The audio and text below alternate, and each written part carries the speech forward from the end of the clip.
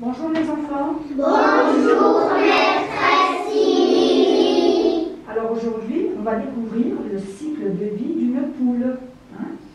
On va comprendre le cycle de vie d'un être vivant, comment ça se passe, et connaître les principales étapes du développement d'un animal. D'accord?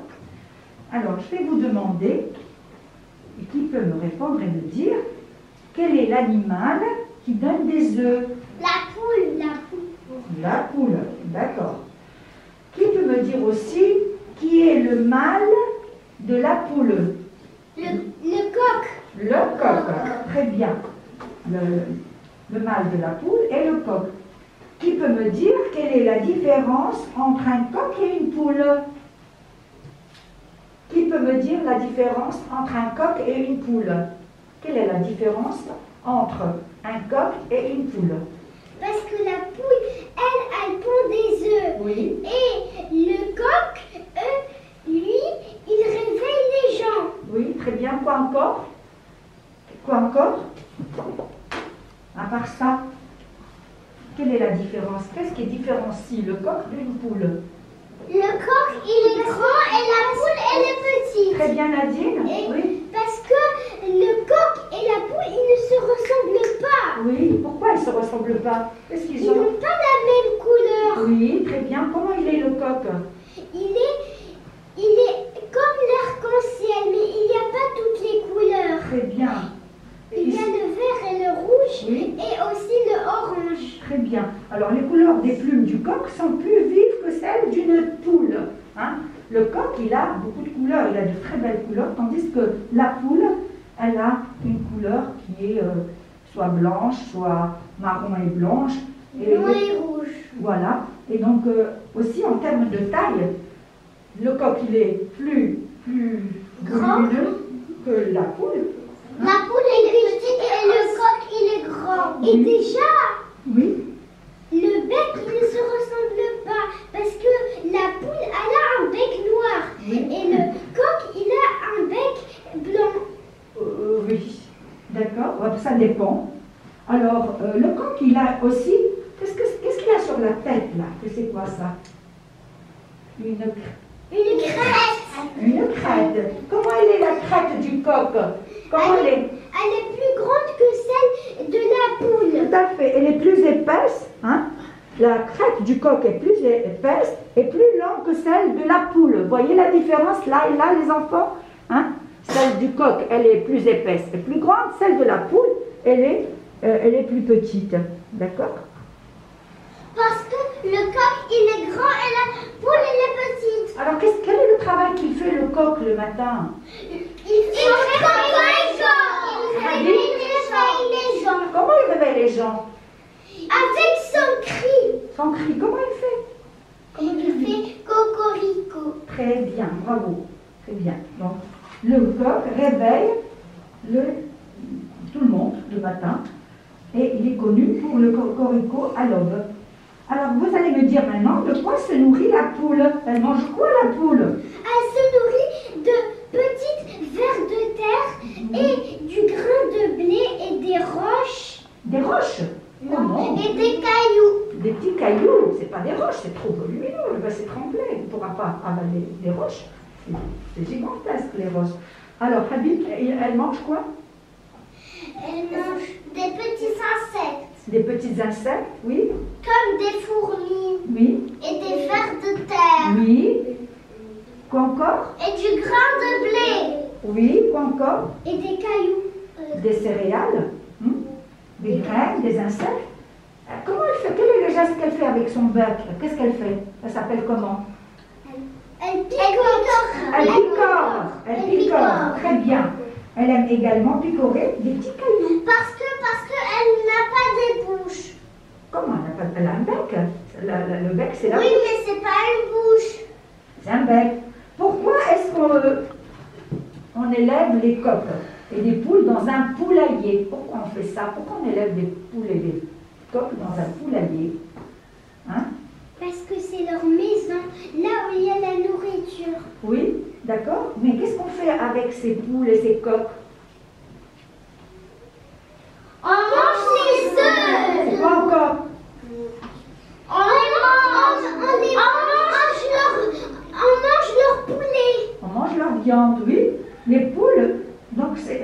Et les coqs sont faits pour être mangés aussi. Hein. Ils sont élevés principalement pour leur viande et pour leur combat. Les coqs, on peut faire des combats avec les coqs. Et les poules femelles sont élevées principalement pour les œufs, pour qu'elles nous donnent des œufs. Qu'est-ce que tu voulais dire, Nadia? Est-ce qu'on mange le coq? Bien sûr qu'on mange le coq, bien sûr. On le mange.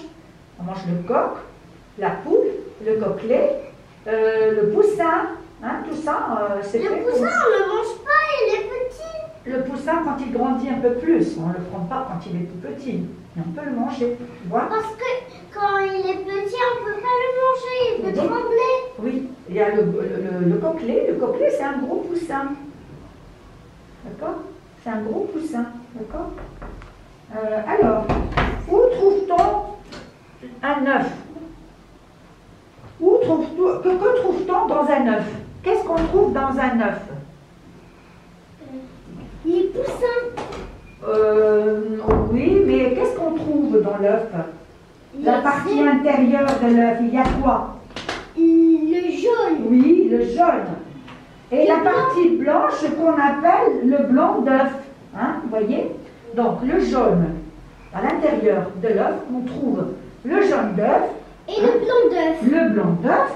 Il y a aussi une chambre vide qu'on appelle la chambre à air. La chambre à air. C'est quoi la chambre à air? Elle est bleue? Elle est là. Voilà, elle est là. Hein, ça s'appelle une chambre à air. Une chambre à air vide qu'on appelle, elle est vide. Il y a aussi une chambre vide qu'on appelle la chambre à air. Si l'œuf est fécondé, on observe une tache rouge qu'on appelle, qu'est-ce qu'on appelle la tache rouge? Le jaune. Le germe. Le germe, comme ceci. Vous voyez ici, vous avez une structure d'un œuf, hein, de poule fécondée. Là, c'est le germe, donc ça c'est le jaune, hein, le jaune d'œuf. Ça c'est la membrane. Hein, ça c'est la chambre à air. Ce œuf, on le mange. Et le blanc d'œuf. Et le blanc qui est là tout autour de l'œuf. Hein, voyez? Et c'est la coquille, là, tout autour, c'est la coquille d'œuf.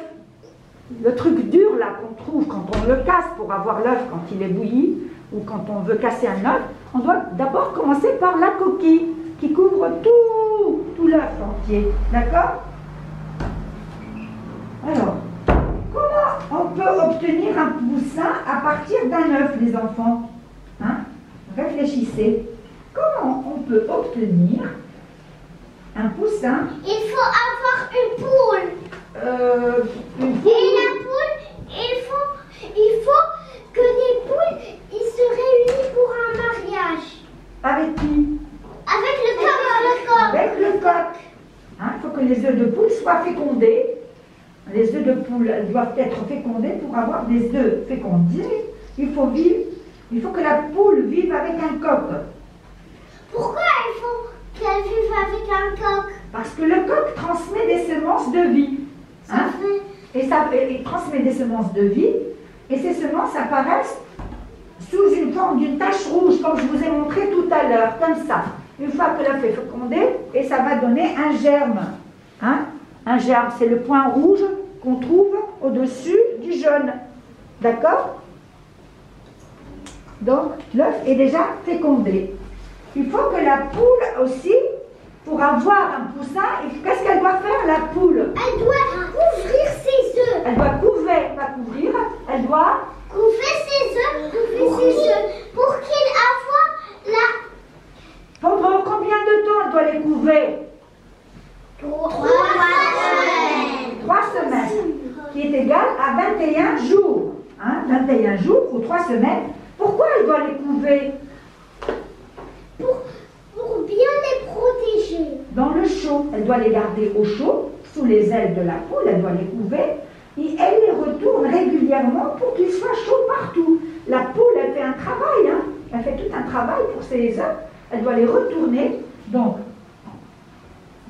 elle les retourne régulièrement pour qu'ils soient chauds partout, c'est-à-dire de tous les côtés, d'accord? Elle doit rester les faire un gros câlin jusqu'à il devient chaud. Tout à fait. Pendant combien de temps on a dit?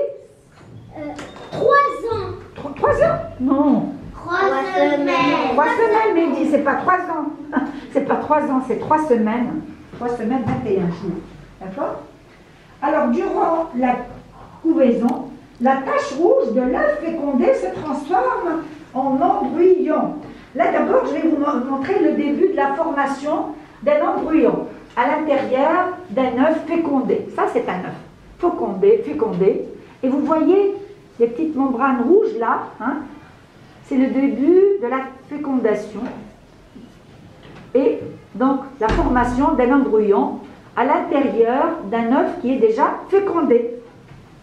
Alors, durant la couvaison, la tache rouge que je viens de vous montrer et de l'œuf fécondé se transforme en un embryon. Cet embryon se développe dans le jaune de l'œuf. Alors, de quoi a besoin l'embryon? Hein? Il a besoin de chaleur, Non. de vent, d'oxygène. D'oxygène, d'air. Parce qu'il Il respire. respire. Et quoi encore? De se nourrir. De nourriture, très bien. Et comment il puise sa nourriture? Où est-ce qu'il peut puiser la nourriture? Quand la maman Dans le jaune, dans le jaune d'œuf, et respire grâce à des minuscules trous dans la coquille qui laissent passer l'air. Alors, au quand fil du il temps, fait des trous avec son bec, il peut respirer. oui, bien sûr. Alors, l'embryon commence à ressembler à un futur poussin. Hein, voyez ici? Regardez Il la était forme. comment, embryon? Il était comme ça d'abord, voilà. Hein? Et là, maintenant, il se transforme. Il commence à éclore à moitié. Non, même pas, à se développer. Et à se développer au fil du temps, l'embryon se transforme en un futur poussin. Hein? Regardez ici sur cette photo.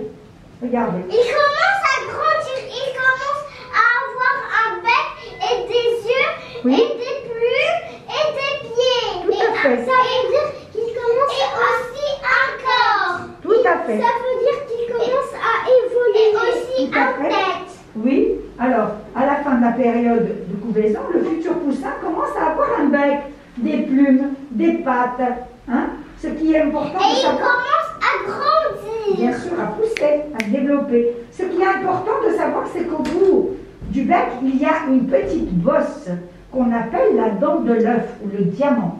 C'est grâce à ce diamant que le poussin découpe un petit trou dans la coquille. Comme Avec ceci. son bec. Oui. Ça Ça, s'appelle. c'est son bec. Il commence à. Il commence à sortir de l'œuf Donc- parce qu'il est en train d'être trop grand.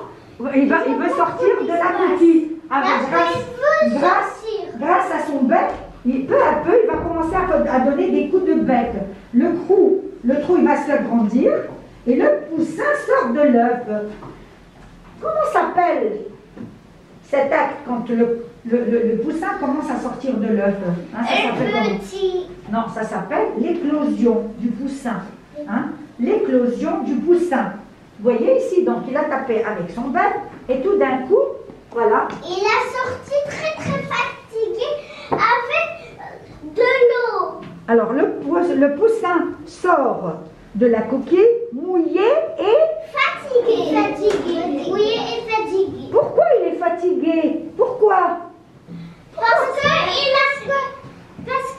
il avait très chaud. Parce qu'il a creusé. Pas creusé, il a tapé sur la coquille pour sortir avec son petit bec tout minuscule. Il n'avait pas beaucoup de force. Hein? Il a fait beaucoup de travail. Parce qu'il était minuscule, il devait faire trop de travail. Il est fatigué donc. Tout à fait, donc pour sortir de cet œuf, Il est encore petit parce que et il sort tout mouillé et fatigué. Et qu'est-ce qu'il va aller faire après? il va se reposer. Il va dormir. Il va se recoucher. Hein? Une fois qu'il est sorti de sa coquille, il va aller se coucher pour se reposer. Ensuite, le poussin se met debout et ses plumes commencent à sécher. Hein? Les plumes du poussin vont commencer à sécher. et il va courir dans tous les sens et commencer à suivre sa maman poule. Et maintenant, parce qu'il veut pas se perdre. Et maintenant, il a des poils. C'est pas des poils, le poussin n'a pas. C'est des plumes. Hein? Les poils, c'est pour les chats, c'est pour le chien, d'accord? Mais la poule et le coq, ils ont des plumes. Hein? Donc, ensuite, le poussin se tient debout, ses plumes commencent à sécher, il court dans tous les sens et commence à suivre sa maman. Hein? Lorsqu'il va... Parce qu'il est grand. Et qu'est-ce qu'il va faire? Il va voir maman picorer, sa maman poule picorer de la nourriture sur le sable. Il va l'imiter, il va faire comme elle. Aussitôt que sa maman poule commence à picorer, le poussin va faire la même chose. Alors, après, les poussins grandissent et deviennent soit des poulettes, soit des coquelets. C'est quoi des coquelets? Les coquelets. Les coquelets, c'est des gros poussins et les poulettes, c'est des petits poulets. Hein? Alors, les poussins vont grandir. Il était comment? Comment? Il était comment les poussins maintenant? Non, il était poussin et quand il va évoluer, il va grandir, hein, il va devenir soit un coquelet, soit une poulette. Une poulette. Poulette. Poulette, ça vient du mot poulet. D'accord? Je le vois comme un canard. Ouais, bien sûr, parce qu'il est encore tout petit. Hein, tout petit. Il doit encore plus évoluer. D'accord.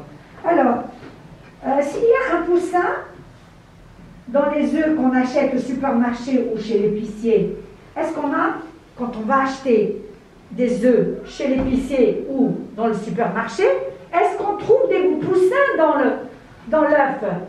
Non. Non, il n'y a pas de poussin dans les œufs qu'on achète. Alors, pour avoir un poussin dans l'œuf qu'on achète, il faut que celui-ci soit pondu par une poule qui a vécu avec un coq et qu'il soit mis au chaud pendant 21 jours par une poule ou une couveuse électrique. C'est quoi une couveuse? Une couveuse, c'est quelque chose, un appareil avec de la chaleur qui va se mettre à couver les poussins à la place de la poule. Parce qu'une poule, elle ne peut pas couver des milliers d'œufs dans les usines. Hein, vous savez, les enfants, que dans les usines, on trouve des poussins. On trouve des poussins qui sont couvés dans une machine qui s'appelle... Moi aussi, ma maman, elle m'a acheté un poussin. D'accord. Et donc, ces poussins-là, pour avoir plein d'œufs, hein, ou plein de poulets et de coquelets et des poulettes, dans les usines, il y a des grandes machines qui s'appellent des couveuses électriques. Hein, donc, elles vont couver à la place de la poule pendant 21 jours. Hein. En général, les œufs destinés à la consommation sont non couvés. Les œufs qu'on achète, vous voyez les enfants, les œufs qu'on achète dans les boîtes et tout ça, elles ne sont pas couvées par des poules, elles sont couvées par des couveuses électriques. Hein, d'accord? Donc elles sont couvées par des couveuses électriques, donc il n'y a aucun risque qu'on trouve un poussin dans les œufs qu'on mange. Donc il faut manger tranquillement les œufs, il ne faut pas avoir peur, quand on achète des œufs au supermarché ou chez l'épicier, de tomber sur des poussins à l'intérieur. Hein, vous avez compris? Donc il n'y a pas de risque de trouver des poussins dans les œufs qu'on achète dans les supermarchés ou chez l'épicier. Et donc on les mange tranquillement à la maison ou ailleurs. Alors, est-ce que... Il faut trouver qu'ils bougent ou non. Qu'est-ce qui bouge ou non? Les œufs. Les œufs, ils bougent? Ils ne bougent pas, les œufs.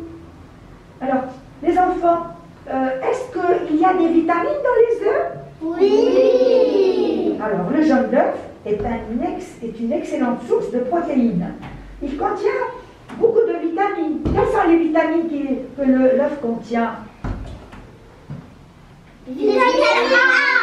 Et quoi encore? Vitamine O. Non, pas O. C. Non, D. Alors, ça contient de la vitamine A, vitamine D, vitamine B2, B5, B9 et B12. Et BC. B2, B5, B9 et B12. Et il est conseillé de manger des œufs au petit Déjeuner. il faut les manger à la coque, hein, à la coque, avec une cuillère. On va les mettre à bouillir pendant 3 à 5 minutes maximum, et puis on va les consommer parce que c'est une source de vitamines. Vitamine A, D, B2, B5, B9 et B12. Et B12. Voilà les enfants. Est-ce que vous avez apprécié cet atelier? Oui. Merci.